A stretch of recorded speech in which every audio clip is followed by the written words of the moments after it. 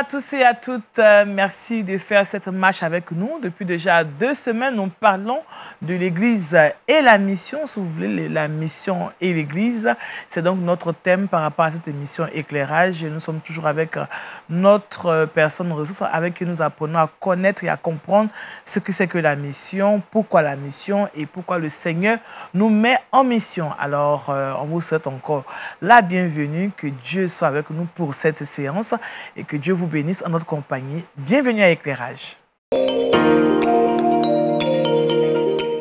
Shalom, docteur Yanchou Désiré.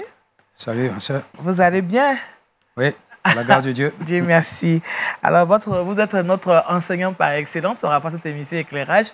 Et depuis déjà 2 semaines, nous sommes dans la 3e semaine aujourd'hui, nous parlons de la mission de l'Église. Alors, la semaine dernière, nous avons parlé de l'évangélisation et de la mission. Est-ce qu'on peut faire un récap pour nous permettre de continuer de parler aujourd'hui de la mission? Oui. En tout cas, merci beaucoup pour encore cette belle opportunité. C'est ça. Mais au fait, on va partager ces quelques vérités. Alors, comme nous l'avons dit, l'évangélisation ne doit pas être séparée de la mission. En réalité, c'est le premier élément de base de la mission. Ouais. Car en tant que missionnaire, c'est Dieu qui nous a envoyés. C'est pour aller proclamer la bonne nouvelle. Amen. Ce que nous avons tous expérimenté en Christ Jésus, c'est ça que nous allons aller partager avec les autres qui ne sont pas encore dedans, qui sont encore dans l'égarement. Donc, premier élément de notre mission, c'est d'évangéliser. Ensuite, après avoir évangélisé, gagné les âmes, il faut aider ces âmes-là à croître, à grandir dans le Seigneur. Donc, en réalité, on ne doit pas séparer l'évangélisation de la mission. D'accord. C'est pourquoi tout chrétien, quel que soit le lieu où il est, s'il parle de Jésus et qu'il vit une vie de qualité aussi, qui aide les autres aussi à croître, voilà un vrai missionnaire. Amen. Voilà. Donc, nous sommes des vrais missionnaires. Nous sommes des vrais missionnaires. Puisque nous parlons de Jésus, LMTV fait la propagande, on dirait, de Jésus. Voilà, tout à fait. Voilà. Alors, merci, docteur. Aujourd'hui, on va parler du mandat de l'Église pour la mission. Oui. Alors, comment on peut comprendre cela? Le mandat de l'Église pour la mission, c'est quoi? Bien. D'abord, quand on touche le mot mandat, ça s'insère dans l'ordre qui est donné à l'Église. Le travail que l'Église doit accomplir. Car Dieu l'a envoyé, c'est pour faire quelque chose. Alors, au niveau de la nature de ce mandat, il y a 2 éléments importants qu'il faut capter. Il y a l'aspect quantitatif, qui touche le côté nombre. Oui. Et il y a l'aspect qualitatif, qui touche le côté qualité. Oui. Le côté des nombres. Vu l'humanité qui grandit, les êtres humains partout, Dieu nous envoie pour les rassembler. Donc, il faut gagner une multitude de personnes. Le côté quantité, ça réjouit le cœur de Dieu. Amen. Quand beaucoup de personnes se donnent au Seigneur. Mais il ne faut pas se limiter à là seulement. Il faut viser maintenant le côté qualité. Une personne peut être gagnée, mais si on ne veille pas sur elle, sa vie va connaître encore rétrogression. Elle va devenir encore misérable. C'est pourquoi, si d'un côté, la quantité réjouit le cœur, soucions-nous du côté la qualité. La qualité. Quelquefois, on peut avoir une grande foule rassemblée, mais combien sont des vrais chrétiens dedans? Donc, il ne faut pas se laisser flatter par le côté quantité, il faut viser le côté qualité. Donc, la nature du mandat qui est confié à l'Église, c'est de rassembler une multitude de personnes et aider ces personnes-là à croître à la ressemblance du Seigneur. C'est le côté qualité. Voilà ce que Dieu attend. Alors, comment aider justement ces personnes qu'on va évangéliser? On acquiert beaucoup de personnes, on arrive à conquérir des territoires. Comment aider ces personnes justement à rester, à être maintenues dans cette grâce? Dès l'instant que ces personnes ont été évangélisées, leur cœur est touché, elles ont donné leur vie à Jésus. Comme je l'ai dit la dernière fois, c'est comme un bébé qui vient de naître. Oui. Il faut lui offrir maintenant un bon encadrement. Pas un bon enseignement. Il faut les instruire par rapport à la personne de Jésus. Jésus qui t'a sauvé là, est-ce que tu le connais? Qui il est? Comment il a vécu ici-bas? Et qu'est-ce qu'il attend de toi aussi? Ainsi de suite. Donc, il faut enseigner Jésus à la personne en question pour que son cœur soit davantage attaché au Seigneur. Ensuite, il faut ouvrir ses yeux sur son avenir. Quand le Christ, après sa mort, sa résurrection, est-ce qu'il s'est bâti une maison quelque part sur la terre ici ou il est couché là-bas? Pas du tout. Il est monté dans la gloire. Il est monté là-haut pour nous préparer une place pour l'éternité. Ouais. Et la Bible dit, Éphésiens 1, verset 3, c'est en Christ que nous sommes bénis de toutes sortes de bénédictions.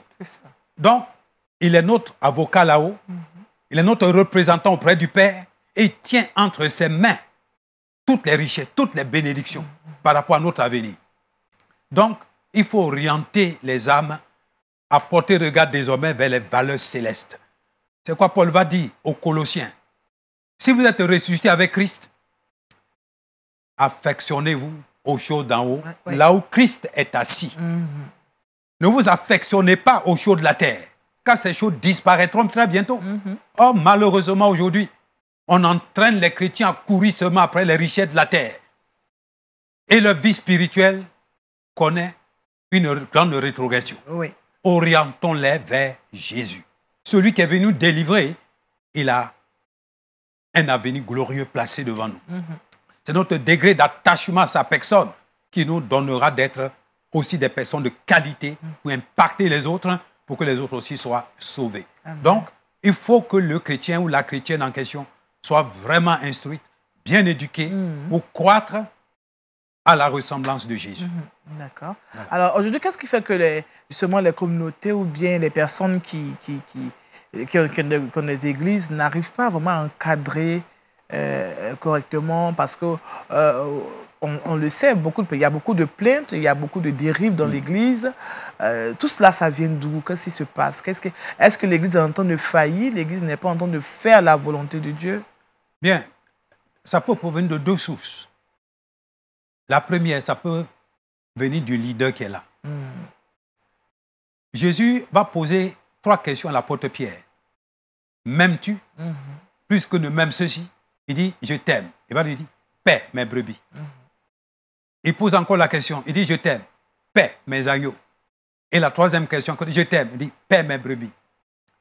En réalité, tout leader, il est comme le berger. Le peuple qui est là, c'est le troupeau qui appartient à Dieu.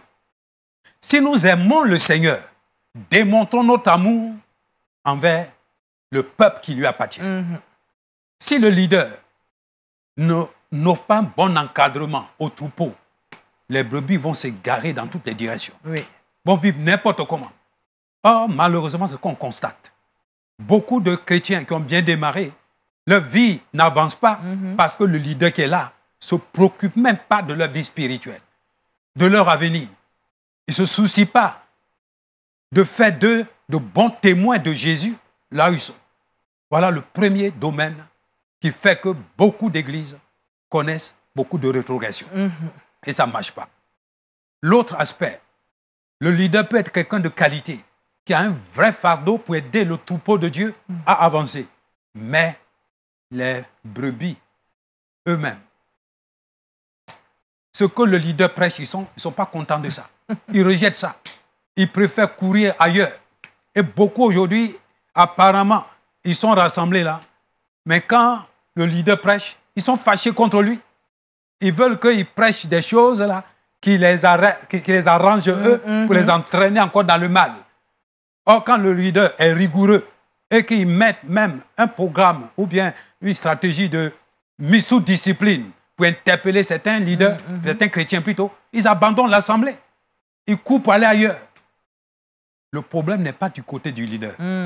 C'est du côté des membres de l'Église qui ne sont pas fidèles et qui ne sont pas attachés vraiment au Seigneur. Ils sont là juste dans une apparence religieuse, mais leur vie spirituelle n'est pas vraiment de qualité. Voilà 2 domaines de gros problèmes qui font que l'œuvre de Dieu n'évolue pas. D'accord. Voilà. Mais aujourd'hui, on nous parle d'évangile holistique. Est-ce que c'est vraiment pratiqué dans l'Église? quand on parle l'aspect holistique, le mot holistique est en rapport avec le côté social. L'évangile, c'est de proclamer Jésus, parler de sa mort, sa résurrection et son élévation dans la gloire pour dire qu'il est venu vraiment vaincre Satan et les démons pour écraser tout ce qui est abomination, malédiction dans l'humain, ôter nos péchés pour que nous soyons sauvés. Bien, ça c'est le côté spirituel pour que les âmes soient sauvées. Maintenant, toute âme sauvée, vivant encore sur cette terre, on ne va pas échapper aux réalités de la terre. Oui. Il va y avoir des maladies, il va y avoir des manques de nourriture, ceci, cela. C'est ce côté-là qui est le côté social, quand on parle de holistique. Donc, ces deux aspects doivent accompagner le suivi des âmes. Les gagner au Seigneur au plan spirituel et nous disposer à nous occuper de leur corps, de leurs besoins, là où il n'y en a pas. Est-ce pas ce qui fait qu'aujourd'hui, il y a beaucoup de brebis qui vont ailleurs, si c'est fait ailleurs, si c'est fait ailleurs? Ah, mais c'est ça. Parce que si dans l'assemblée, ils ne sont pas entretenus, ils ne sont pas aidés dans ce côté physique, social, ils préfèrent courir ailleurs pour aller gagner ailleurs. Et leur vie spirituelle, ils tombent dans l'égarement. Parce que très souvent, d'autres personnes qui apparemment donnent des choses là, ils n'ont pas eux-mêmes la vraie vie spirituelle. Oui. C'est pour entraîner les gens par le matériel, pour les entraîner dans l'égarement. C'est là la grosse erreur qui est dans ce qu'on entend très souvent, évangile de prospérité. Évangile de prospérité. L'évangile de Jésus-Christ, ce n'est pas pour nous pousser à courir après l'argent sur la terre. Si nous voulons être dans l'abondance, la vraie prospérité, c'est le côté spirituel. Soyons remplis de Jésus, laissons son caractère se développer en nous. C'est Dieu seul qui, connaissant nos besoins, peut nous donner un petit morceau de pain pour qu'on puisse manger, un petit morceau de grain. Mais on pourrait aussi espérer avoir un grand morceau de pain. Ah, alors, il faut t'attacher au Seigneur, c'est tout. C'est ça, il donne en abondance. C'est lui qui va te donner ce qu'il faut selon tes besoins. Mais si tu es là seulement pour gros morceau de pain, le jour où il n'y a pas morceau de pain, tu es découragé. C'est ça, et on change de... Et certains disent, Dieu m'a abandonné. Depuis quand Dieu abandonne? C'est quand nous, humains, par nos péchés, nous nous éloignons de Dieu là, que Dieu n'est plus avec nous. Mais quand on vit dans la vérité, Dieu est avec nous. Amen. C'est pourquoi l'histoire de Job dans l'Ancien Testament doit nous ouvrir les yeux. Dieu a laissé l'ennemi toucher Job. Il va perdre tous ses biens en une seule journée. Ses 10 enfants vont mourir en une seule journée. Le lendemain, c'est son corps qui va être touché par le mal. Job va aller s'incliner devant Dieu en disant ceci. L'Éternel a donné, l'Éternel a ôté, que son nom soit béni. Job n'a jamais maudit Dieu. Quelques jours après, sa femme vient lui dire, hey, maudit Dieu, plus meurt. Oui, oui. Comme si la mort était la chose la meilleure. Il dit, tu es une femme insensée. Oui. Si on reçoit de Dieu le bien, il faut s'attendre aussi à recevoir le mal. Voilà. Donc, en tant que chrétien, notre Dieu est celui qui prend soin de nous. Il peut nous faire passer par des chemins d'abondance aujourd'hui. Demain, il peut te faire passer par des chemins de souffrance, à dessein. C'est pour tester l'état de ta foi. Oui. Est-ce que tu as vraiment confiance en ton Dieu? C'est quoi David dira dans le psaume numéro 23. Il dit d'abord, l'Éternel est mon berger. Je ne manquerai de rien. Oui. Quand il dit je ne manquerai de rien, là, il va faire la liste maintenant. D'abord, il me conduit vers les eaux paisibles, vers les verts pâturages, et ainsi de suite. Maintenant, dans le verset 4, il dira, quand je traverse la vallée de l'ombre et de la mort. Là, on n'en parle pas. Ah, on n'en parle pas. Pourtant, on reste seulement au premier. L'Éternel est mon berger, je ne manquerai de rien. Voilà. Oh, il y a l'homme de la mort, il y a la vallée de l'homme de la mort qu'on a traversée. Dieu nous fait passer aussi par là pour tester l'état de notre foi. Si nous sommes vraiment attachés à lui, ou bien si nous sommes là seulement dans l'apparence. Or, la plupart des gens qui se disent chrétiens, chrétiennes, sont là seulement pour l'apparence. Oui. Il suffit, il y a problème, ils sont découragés. Ça. Ils abandonnent. Alors que Dieu permet ces situations pour tester l'état de leur foi. Comptons sur Dieu. Même si tu n'as rien, compte sur ton Dieu. C'est lui seul qui peut pourvoir tes besoins. Amen. Voilà. Merci, docteur. Alors, quelles sont les activités que l'Église peut mener justement pour pouvoir continuer la mission, sinon accomplir la mission qui lui a été confiée par le Seigneur Jésus? Alors, l'Église a 2 activités très importantes. La première, c'est l'évangélisation. Si nous sommes ici-bas, c'est pour lutter pour que d'autres personnes soient gagnées. C'est pourquoi chaque assemblée locale, ils doivent mettre en place un programme d'évangélisation en leur sein. Il ne faut pas seulement inviter un évangéliste qui va venir. Il faut permettre aux frères ou sœurs qui sont là avoir le cœur, qu'ils puissent se battre pour les âmes perdues. De sorte que le leader soit une fois par trimestre. On peut faire des sorties d'évangélisation, aller faire des porte-à-porte, distribuer des traités et parler de Jésus aux gens et les inviter à donner leur vie à Jésus. Donc, c'est le premier domaine d'activité de l'Église, l'évangélisation. Le deuxième domaine maintenant, c'est la formation, l'éducation. Le peuple qui est là, il faut qu'il puisse connaître une bonne croissance spirituelle et morale, que les gens parviennent à un niveau de maturité. Donc, il faut mettre en place un programme de formation. Dans chaque assemblée locale, il doit y avoir un moment où le peuple doit être rassemblé pour être enseigné sur les vérités fondamentales de la foi. Surtout qu'on est en ces temps de la fin où la foi est en danger, où notre adversaire rôde autour de nous pour renverser la vérité de Dieu. Il y a beaucoup de proclamations bizarres qui sont en vogue. On parle même de nouvelles révélations. Dans la Bible, il n'y a pas de nouvelle révélation. Jésus-Christ a tout accompli pour nous. Amen. Si on est en Jésus-Christ, quelle nouvelle révélation tu vas avoir encore? À moins que ce soit... Peut-être que c'est la révélation qu'on n'a jamais entendue. Mais tu n'as jamais entendu, c'est déjà dans la Bible. Il ne faut pas dire nouvelle révélation. Il faut dire seulement révélation. C'est révélation. Jésus a tout accompli pour nous. C'est le Saint-Esprit qui nous conduit dans les vérités concernant la personne de Jésus. Alors, quand on dit souvent nouvelle révélation, quelqu'un qui a dormi la nuit, dans son sommeil, il a vu un maguillard qui a dîné. Alors il dit nouvelle révélation. Et il va le communiquer aux autres pour les tromper, pour les égarer par-ci, par-là. C'est ça très dangereux. Là où on peut toucher un point de nouvelle révélation, c'est quand, concernant la vie d'une personne, quelque chose lui arrive, ou quelque chose risque de lui arriver. Alors, mon frère, hier, le Seigneur m'a montré quelque chose va t'arriver. Je ne savais pas. Toi aussi, tu ne sais pas. Quelque chose va t'arriver. Alors, c'est une révélation concernant la situation d'une personne pour l'interpeller. Mais il ne faut pas prendre ça comme une doctrine biblique pour aller enseigner partout. C'est une situation concernant une personne. C'est la personne qu'il faut dire cela. Mais il ne faut pas aller proclamer devant tout le monde. Et les gens vont adhérer à ça comme nouvelle vérité. Et même, on sait qu'aujourd'hui, il y a une nouvelle Bible qui est en train d'être confectionnée, préparée pour renverser la foi que nous avons actuellement. De même que le diable a réussi à séduire Adam et Ève pour renverser la vérité de Dieu. Nous sommes à la fin des temps. L'ennemi, sachant qu'il lui reste un peu de temps, il va injecter n'importe quoi dans la parole de Dieu pour renverser la vérité, pour faire tomber notre foi. C'est pourquoi le peuple de Dieu a besoin d'être enseigné sur les vérités fondamentales de la foi, pour que les frères et sœurs aient une vie chrétienne qui parvient à un niveau de maturité.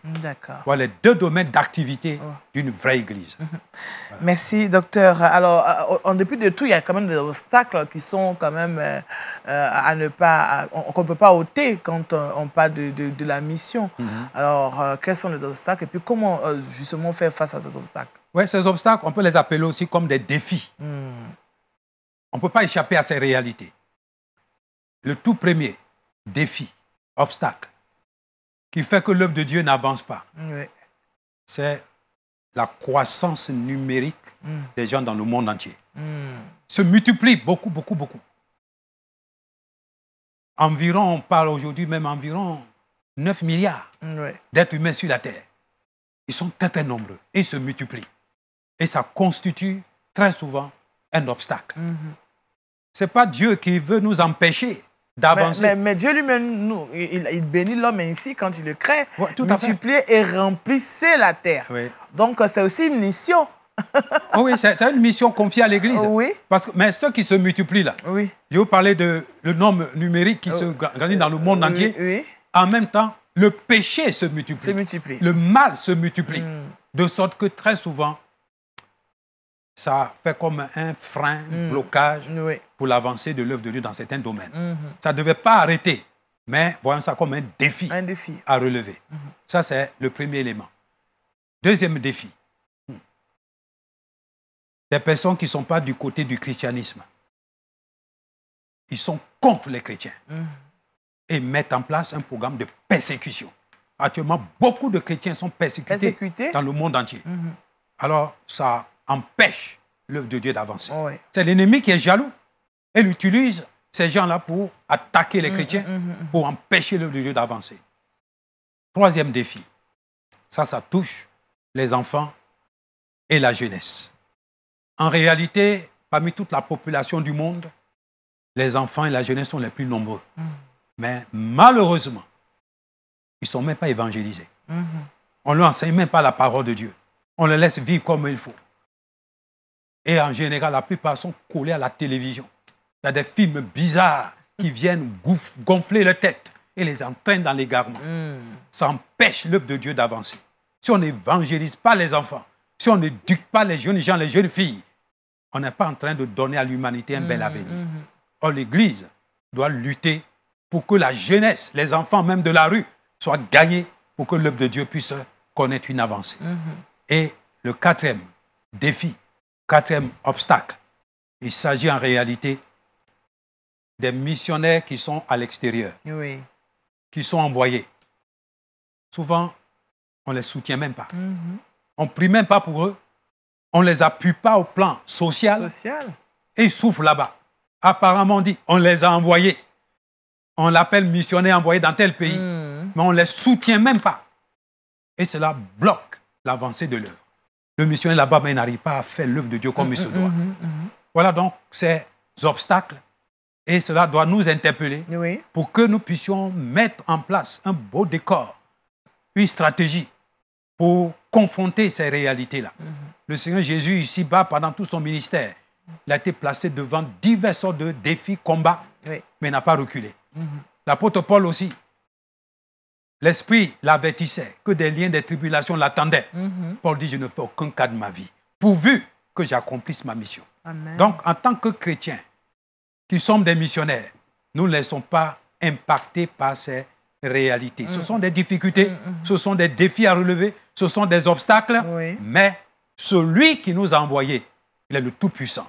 Il est avec nous. Si nous comptons sur lui, il nous donnera d'être vainqueurs et triomphateurs pour que son œuvre puisse avancer. Amen. Voilà. Donc, les chrétiens d'aujourd'hui doivent être déterminés à vraiment accomplir l'œuvre du Seigneur. Tout à fait. Alors, aujourd'hui, nous avons beaucoup de communautés qui se créent. On a de grandes églises qui grandissent, et aussi des petites églises qui sont en train de se créer. Est-ce que le fait qu'il y ait beaucoup d'églises qui se créent, ça ne peut pas aussi aider l'Église à accomplir sa mission? En réalité, à ce niveau, l'Église qui se crée, il ne faut pas regarder du côté des bâtiments construits par des mains d'hommes. Dieu n'habite pas dans des bâtiments construits par des mains d'hommes. Le vrai bâtiment de Dieu, d'abord, temple de Dieu, c'est l'être humain. Le Saint-Esprit habite en nous. Et le Seigneur dit, là où 2 ou 3 sont rassemblés en son nom, il est là, au milieu d'eux. Peu importe le lieu de rassemblement. Bien. À ce niveau, les chrétiens qui doivent se rassembler quelque part, ça doit nous réjouir. Pour vraiment les aider à être bien équipés pour faire avancer l'œuvre de Dieu. Donc, dans ce quand on parle d'implantation d'église, il faut aller évangéliser partout, et les âmes gagnées, il faut savoir les rassembler pour en faire une communauté chrétienne, bien les équiper pour qu'à leur tour, ils puissent impacter les autres. Mais il ne faut pas mettre l'accent sur un bâtiment physique construit, car des bâtiments peuvent s'écrouler d'un moment à l'autre. On est à la fin des temps. Il y aura beaucoup de tremblements de terre. Des beaux bâtiments aujourd'hui qui flattent les yeux, là, ça va s'écrouler demain. Quand la trompette sonnera également, Jésus ne vient pas prendre un bâtiment construit des mains d'hommes sur la terre pour aller au ciel. L'épouse de Jésus-Christ, c'est elle qui est appelée l'Église. C'est le corps de Christ que Christ viendra chercher. Donc luttons pour qu'il y ait dans chaque lieu de vraies églises, c'est-à-dire un peuple né de nouveau, rassemblé et bien éduqué. Et ce peuple-là peut être capable aussi de gagner d'autres personnes pour que l'œuvre de Dieu puisse avancer. C'est une grande mission pour l'Église. Une grande mission pour l'Église. Voilà. Alors, nous sommes déjà à quelques minutes de la fin de ce temps. Alors docteur, qu'est-ce qu'on peut retenir justement de cette séquence qui part du mandat de l'Église pour la mission? En réalité, l'Église ici-bas doit se poser la question, pourquoi je suis encore ici-bas? Car si l'Église ne réfléchit pas, elle ne saura pas pourquoi elle est là. Elle risque d'occuper le terrain inutilement. Ça fait penser à cette parabole que Jésus a donnée dans Luc 13. Oui. Un figuier planté dans un champ de vigne. C'est le seul arbre qui est là en tant que figuier. Il devait produire du fruit.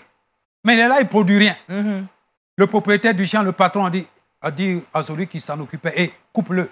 Il va dire, patron, attends encore. Je vais l'entretenir. Si dans un an, il ne produit rien, alors on va l'enlever. Donc, il est menacé d'être coupé. Ah, il est menacé. L'Église est là, c'est pour produire des fruits de qualité, pour que l'œuvre de Dieu puisse avancer. Mais si on est là qu'on ne fait rien, c'est qu'on ne sait pas pourquoi on est là. L'ignorance tue. C'est pourquoi il faut que le peuple de Dieu ait les yeux ouverts, pour qu'on comprenne que notre premier mandat, c'est pour évangéliser. Pour que l'évangile soit répandu partout, pour que les âmes soient sauvées. Et deuxième mandat, les âmes sauvées, il faut leur offrir un encadrement de qualité, un enseignement de qualité, pour que leur foi soit tonifiée, pour que eux aussi, partout où ils seront, ils puissent continuer de faire avancer l'œuvre de Dieu. Voilà les deux domaines où l'Église doit bien s'en imprégner, car Jésus n'est pas venu ici-bas en vain, il n'est pas mort en vain, il n'est pas ressuscité en vain, et le Saint-Esprit n'est pas venu pour nous choisir en vain. C'est pour nous utiliser pour que le royaume de Dieu avance. Voilà. Alors, comment l'Église, pour terminer, comment est-ce qu'un individu, une personne, un chrétien peut se laisser utiliser par le Saint-Esprit? Parce qu'on n'arrive pas parfois à comprendre. Ah, mais je dois me laisser utiliser par le Saint-Esprit. Comment je me laisse utiliser? Parce que ça aussi, c'est un problème pour certaines personnes. Alors, d'abord, comprends d'abord que ta vie ne t'appartient plus. D'accord. Hier, tu vivais pour toi-même. Tu étais gouverné par Satan et ses démons. Oui. Le Seigneur t'a délivré. S'il t'a délivré des mains de Satan, des démons, tu n'appartiens plus à Satan. Tu ne t'appartiens plus à toi-même. Tu appartiens à celui qui t'a délivré. C'est là Paul dira, j'ai été crucifié avec Jésus. Ce n'est plus moi qui vis, c'est Christ qui vit en moi. Dès l'instant que je sais que ma vie ne m'appartient plus, ne m'appartient plus au diable et aux démons, que j'appartiens à Dieu, je vais laisser le Seigneur maintenant m'utiliser. Et pour qu'il puisse m'utiliser, la première chose que je dois faire, pour que je le connaisse davantage, à travers sa parole, que je dois lire, pour que, en connaissant comment le Seigneur a vécu ici-bas, je puisse m'engager à marcher et à vivre dans ses traces, pour lui ressembler. Ensuite, il faut que je m'engage dans la prière. Amen. Si je n'ai pas une bonne communion avec Dieu, pas une bonne vie de prière, la prière, ce n'est pas pour aller répéter la prière de quelqu'un d'autre. Si tu es enfant de Dieu, que tu reconnais que Dieu est ton Père, enfant, adresse-toi toi-même à ton Père. Et ton Père va te soutenir. Amen. Mais aujourd'hui, beaucoup ne prient même pas. Ils sont là pour répéter prière de quelqu'un d'autre. Et pendant qu'ils répètent, même leur tête n'est même pas dedans. Ils racontent n'importe quoi. C'est ça. Sans une prière de qualité, tu ne peux pas être un chrétien de qualité. C'est ça. Et tu ne pourras pas accomplir ta mission comme il se doit. D'accord. Voilà. Merci, docteur. Ce sera donc votre dernier mot. En tout cas, on a eu beaucoup de plaisir encore à partager ces instants avec vous. Merci à vous qui nous avez suivis. En espérant vous retrouver la semaine prochaine. Je prie que Dieu vous garde. Et comme a dit le docteur, nous avons reçu le Saint-Esprit. Laissons-nous utiliser par Jésus afin d'accomplir l'œuvre à laquelle nous avons été appelés. Que Dieu nous garde. À bientôt. Au revoir.